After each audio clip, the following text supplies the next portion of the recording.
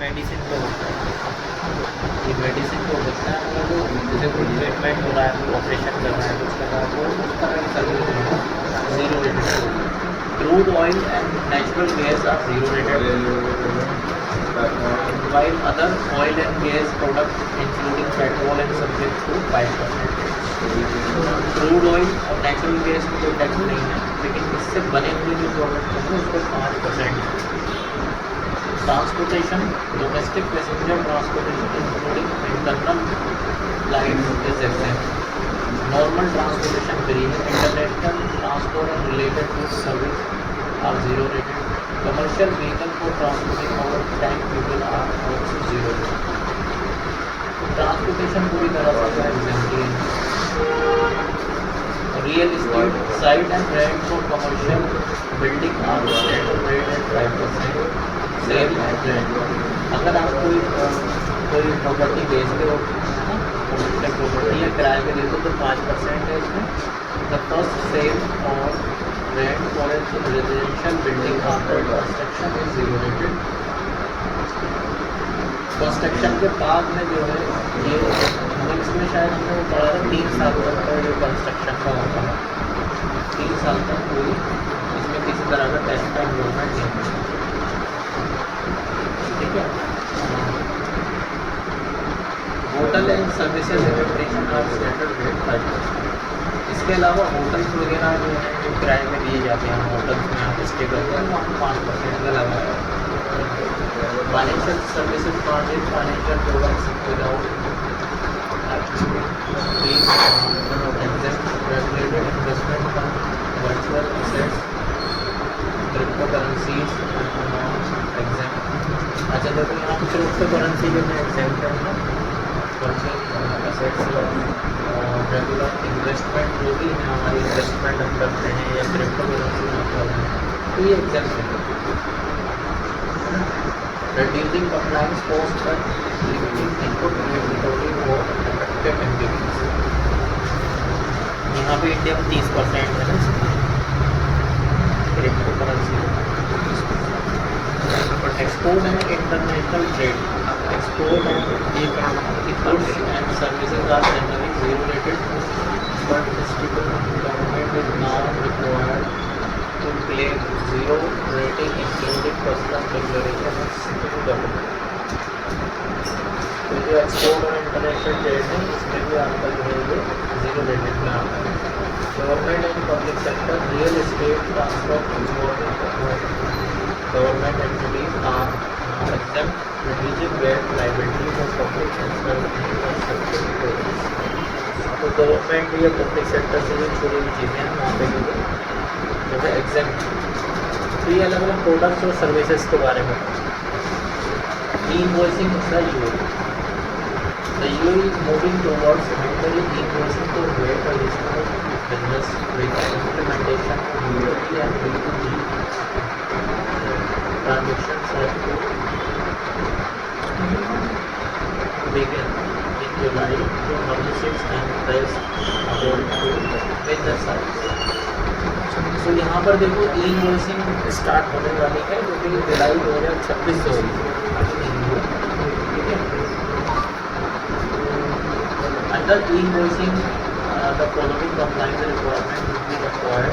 E invoicing must be generated, transmitted and stored in structure digital format XML and JSON। जैसे हम JSOन upload कर देते हैं इस तरह से ये XML भी अपलोड होगी, not as PDF or paper, exchange via affiliated service provider using remote type format model।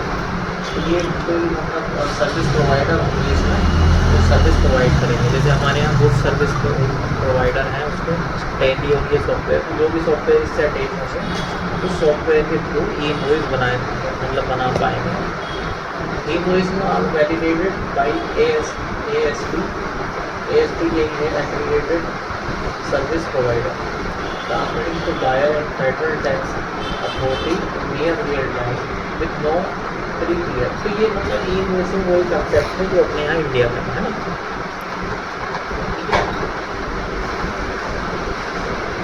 ये पेनल्टी के हैं कुछ इसमें, penalty for VAT non compliance in the UAE की कुछ पेनल्टीज हैं, उसे पेनल्टी लगती है। Valid to register for VAT within 30 days. आपका टर्नओवर क्रॉस हो जाता है और टर्नओवर क्रॉस होने के बाद में अगर आपने रजिस्ट्रेशन नहीं लिया है वहाँ पर 10,000 दिरहम की पेनल्टी लगेगी। पेनल्टी हायर है यहाँ पे। पहले to de registered within time limit,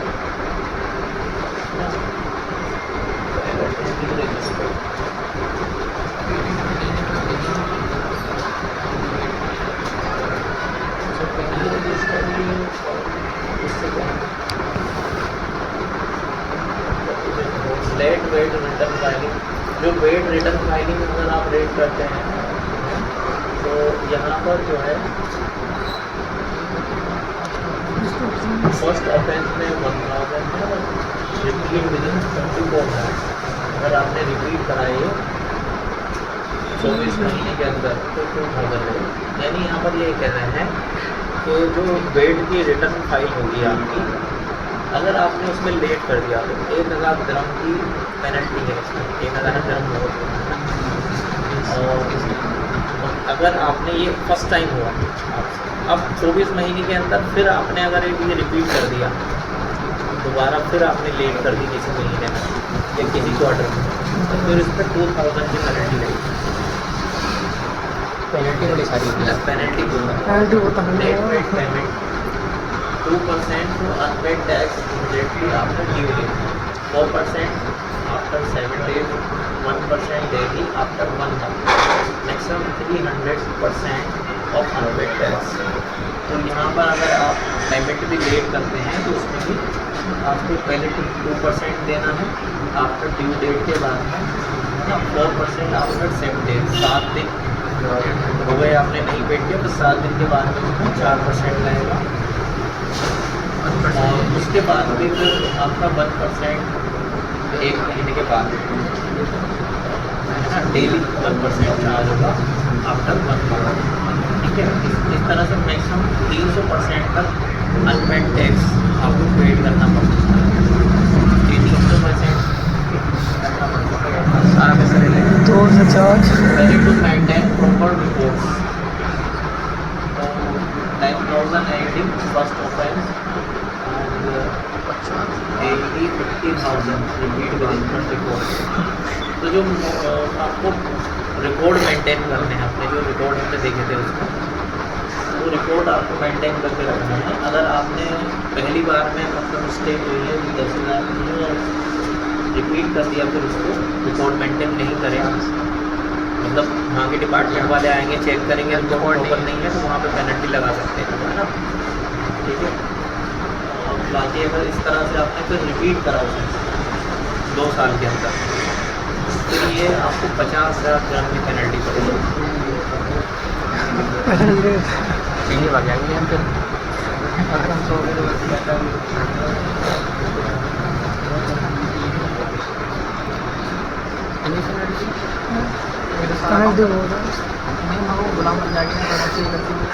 अच्छा, यहाँ का जो ये FTA है ये इनका मेन पोर्टल है, फेडरल टैक्स अथॉरिटी। जैसे हमारे यहाँ GST पोर्टल है GST.gov.in, इस तरह से इनका फेडरल टैक्स अथॉरिटी है। वहाँ से आप इनको वेट का रजिस्ट्रेशन ले सकते हैं, है ना, या और जैसे रिटर्न फाइल कर सकते हैं, अपना टैक्स जमा कर सकते हैं। ठीक है, तो ये सारी चीज़ें जो आप करेंगे वो FTA वाली वेबसाइट से करोगे। ठीक है, तो ये तो फर्स्ट सिस्टम होगा जो फ्री था इसका।